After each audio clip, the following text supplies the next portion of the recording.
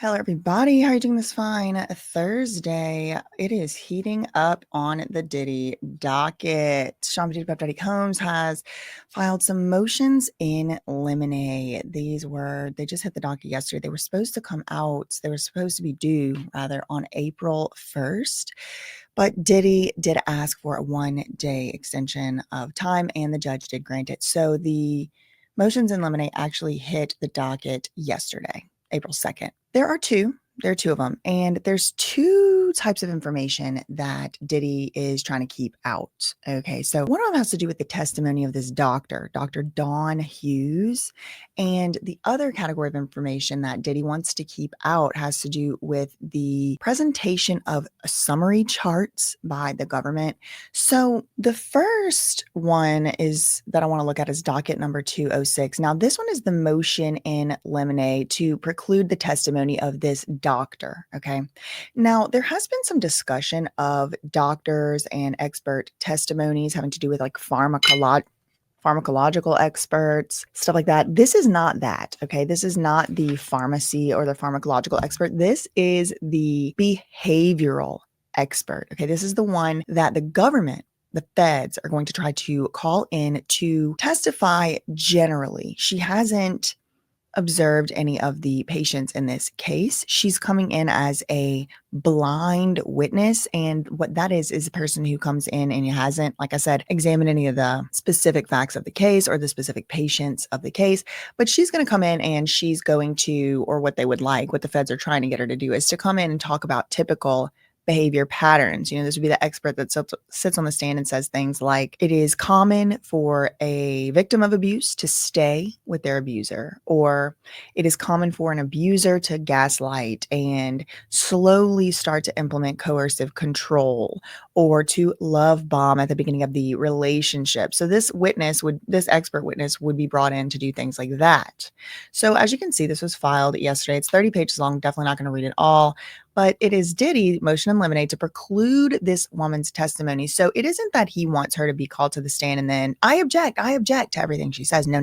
He wants her to not even be allowed to speak, this doctor. Okay. So here's the general arguments are laid out in the table of contents. So the argument is that the woman's opinions, the doctor's opinions, are not going to help the jury to understand the evidence. The reasons for that Diddy is arguing, this is followed by Alexandra Shapiro, by the way. She is saying, the reasons it's not going to help the jury, reasons A through D. Number one, it's everyday common sense. Everybody knows this already, so that's not going to help them understand anything. Number two, or letter B, it will improperly and misleadingly instruct the jury on law. Now, this particular part is where Diddy says, look, this woman has a certain definition of assault. She has a certain definition of coercion, and certain definitions that this woman has do actually contradict. They contradict with what the actual legal term is for this stuff. So we're going to have this expert up on the stand. She's going to be talking about coercion and what her definition of coercion is. Then later, we, the lawyers, are going to have to explain the legal definition of coercion. And then the jury is going to have to decide whether or not to convict Sean P. Diddy Puff Daddy Combs based on this definition of coercion. And so for that reason, she's improperly misleading the jury, and it's going to actually take away the court's power to give the jury instructions. Actually, it's going to be coming from this expert. We can't have that. The other reason why Diddy and his lawyers are arguing that this testimony should not even be allowed in, Dr. Hughes should not even be allowed to speak, is because Dr. Hughes is going to rely on, and this is all just like tea leaf reading also, like I guess maybe they know about this Dr. Dawn Hughes or whatever already, and maybe they know what she does. But it is kind of interesting to me that meaning Diddy is talking and his lawyers are talking about this as if they definitely already know, like they are psychics or something, but that is what they're trying to say. Her testimony, they're saying, is going to rely on broad generalizations about typical fact patterns, and this is going to improperly mirror the testimony of the alleged victims, and it's going to bolster their credibility. And to this one, I'm like, well, no shit. Like, aren't all the experts on all the sides supposed to bolster the credibility of the person that they're trying to bolster? Like, I thought that was what the whole point is. So I don't understand what the big deal is about that. And then the other reason that this isn't going to help the jury understand the evidence has to do with the fact that Diddy and his lawyers speculate she will improperly speculate on the motivations of alleged perpetrators of sexual coercion. So she's going to improperly, they're saying that she's going to opine and give opinions and speculate on what the reasons abusers have to abuse. And that's going to improperly prejudice Diddy. That's what his lawyers are arguing. Another reason why her testimony should be excluded or precluded, it shouldn't be allowed, is that her opinions are not a reliable application of scientific principles to the facts of this case. Her opinions are not supported by the literature she purports to rely on, and she has not applied her methods to this case. So they're saying, again, kind of it's just a little bit too general, but also it's not reliable. Her testimony is not reliable because we cannot apply it to specific cases and watch it work.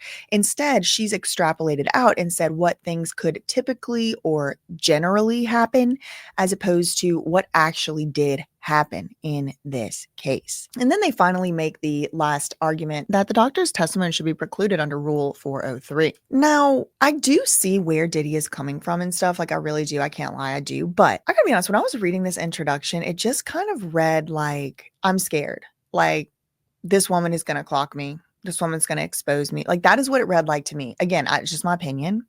But look, the prosecution seeks to call Dr. Dawn Hughes as an expert witness to offer opinions about typical behaviors among perpetrators and victims of abuse and sexual violence. Dr. Hughes has not reviewed or evaluated any of the evidence in this case. While purporting to offer only background information, her opinions are skewed to advance the government's themes, and her testimony will mirror that of the government's witnesses. Diddy and them say her testimony's only real purpose is to support an inference that because the accusers in this case behaved in typical ways, that they must be telling the truth.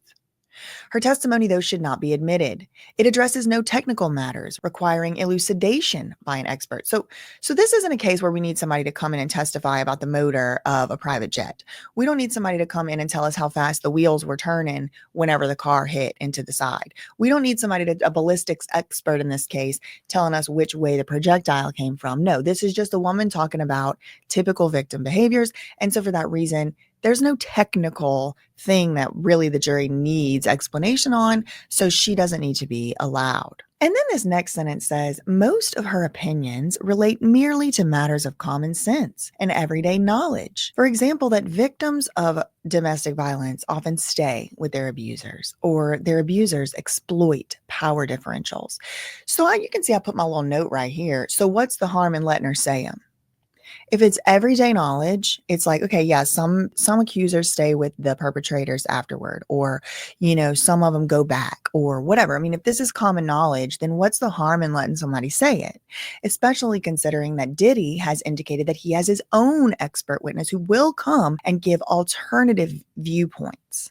Again, what's the harm in letting her say it? If she's so crazy and she so don't know what she's talking about, it should be easy to just tear down her testimony. They say the heart of her testimony is a broad definition of the word coercion, but her definition conflicts with the legal definition of coercion that the jury will have to apply. Now, like I said, Diddy did state the name of the doctor that he may be calling, Dr. Alexander Sasha Bardi.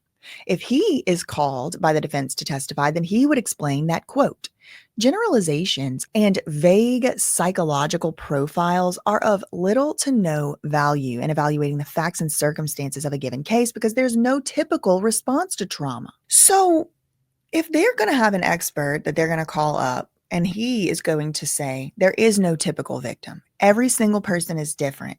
Different people respond differently in different circumstances, depending on different life experiences, different psychological histories, different educational and cultural backgrounds. Okay, so if they're going to have a doctor who's going to say those things, I truly don't see the harm in allowing a doctor to say X percent of victims do go back as reported by LMNOP or whatever, right? So I actually think the jury should be allowed to hear both sides, especially if they're going to have Dr. Alexander Sasha Bardi saying the other side. Then I think that it is only fair to allow the government to come in and say, but look how victims do normally act. Even though this Dr. Alexander Sasha is saying there's no typical response to trauma, There might be. And I do think that will help the jury in understanding what happened in this particular case, but it will come down to the judge. Now, one thing that they do is they refer to this as junk science, and they do say that the rule about admitting expert testimony was just amended 2 years ago in 2023 in response to court decisions admitting expert testimony too liberally. So it may be the case that because of these new and recent rules, which were updated just 2 years ago, it might make a difference in this case, and it might keep this doctor's testimony out. I mean, we don't know. I don't know. We're going to have to see. It was just filed yesterday. I'm sure the government is going to file a response and say the reasons why the doctor's testimony should be allowed. I'm sure they're going to say things like she is a doctor, she's a clinical psychologist who has worked with XYZ LMNO PQRS patients, and this is her experience, and that is technical knowledge.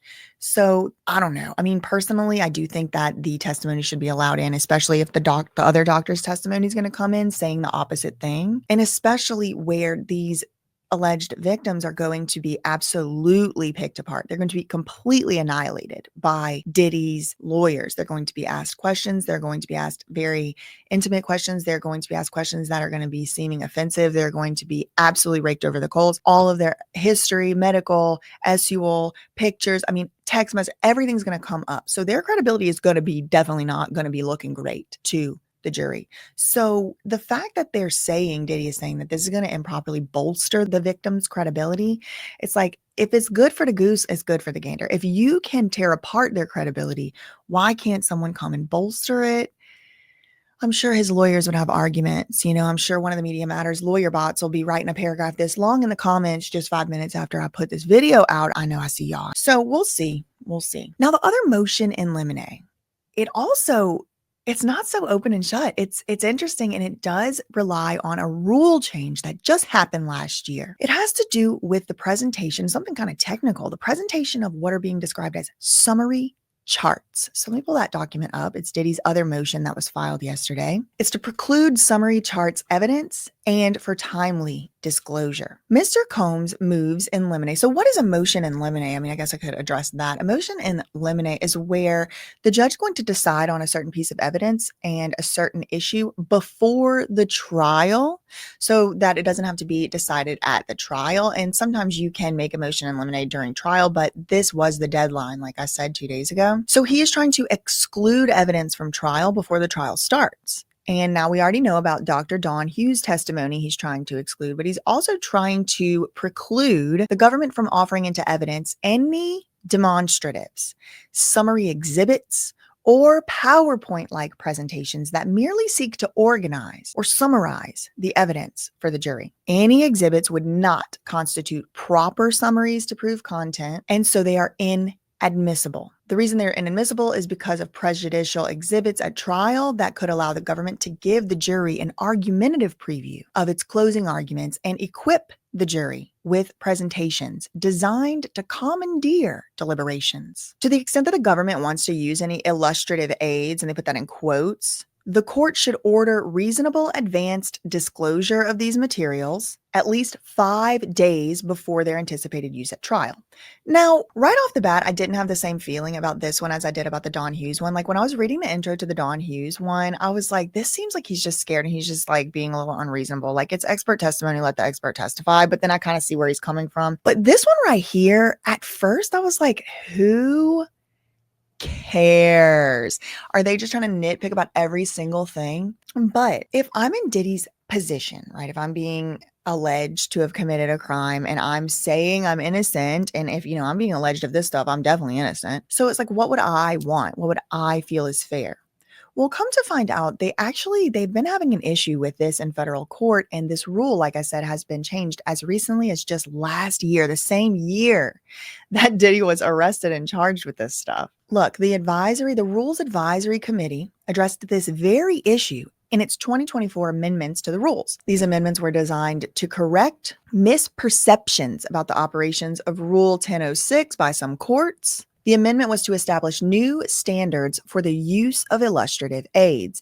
And as it turns out, it did not come as a surprise to me. The government, the feds, have been a little bit out here acting a fool in the past. Practitioners have observed a quote, growing and disturbing trend taking place in federal criminal practice. So they're describing a growing and disturbing trend.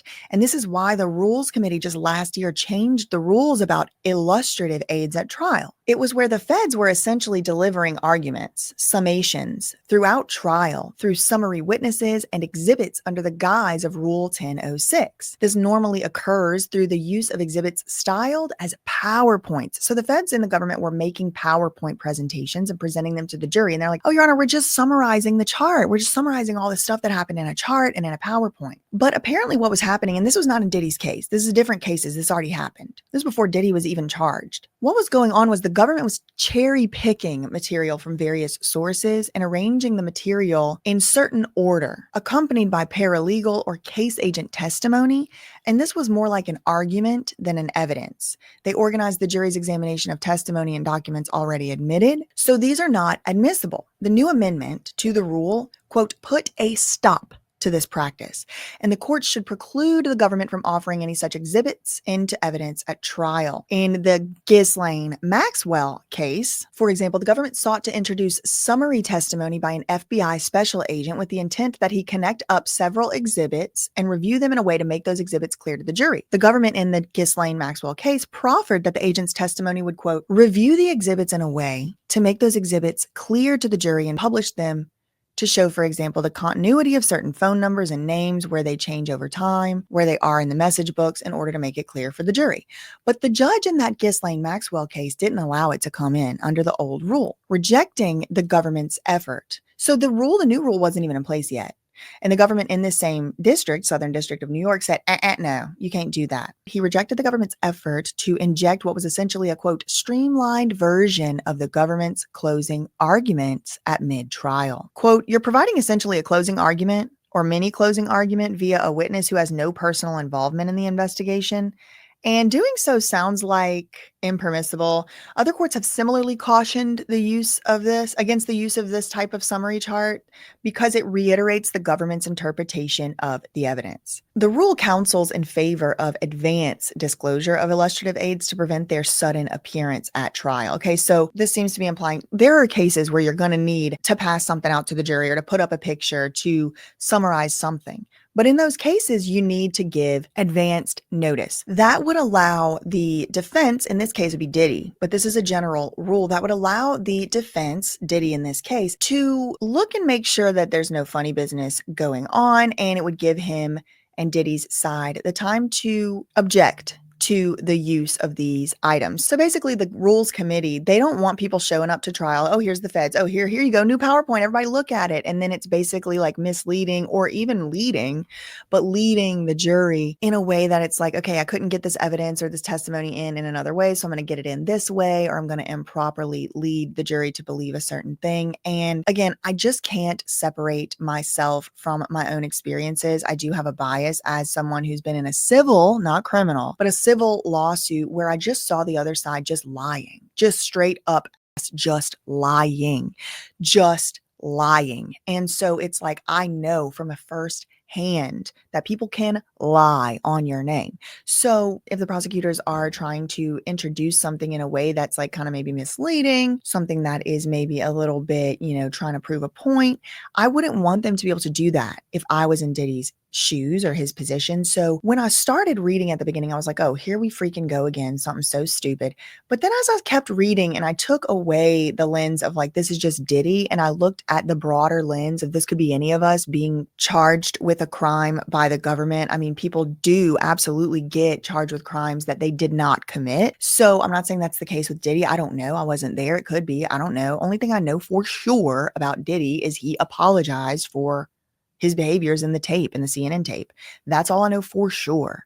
So we're going to have to see more evidence as it comes out at trial. Look at what they say. The government routinely waits until midnight, the day before the relevant trial testimony to disclose the accompanying exhibits, but more time is needed to competently assess the exhibit rules, which imposes a Rule 403 balancing test. The government should disclose any of these exhibits they want to use at least 5 days before they're going to use them, except opening statements and closing arguments. And then they're like, okay, so to the extent that the government is going to use anything, they need to give us a 5-day notice. They need to definitely give us a 5-day notice to make sure that we have sufficient time to check the records being summarized and make sure that it's all accurate and it's all true. So these, again, like I said, were just now filed yesterday. We're going to probably see the government reply. They're probably going to respond. They're probably going to make certain statements, especially about this Dr. Dawn Hughes. Again, this has nothing to do with the pharmacological expert, which Diddy does seem to be fishing and looking for, or he did at least as recently as the most recent pretrial hearing. We're just going to have to see how it shakes out. I'm very interested in seeing the government's arguments, how they're going to address this, and also the summary charts issue. So all I had for this one. In the meantime, if facts ain't defamation, neither are opinions. Squirrel of Communicate. Bye.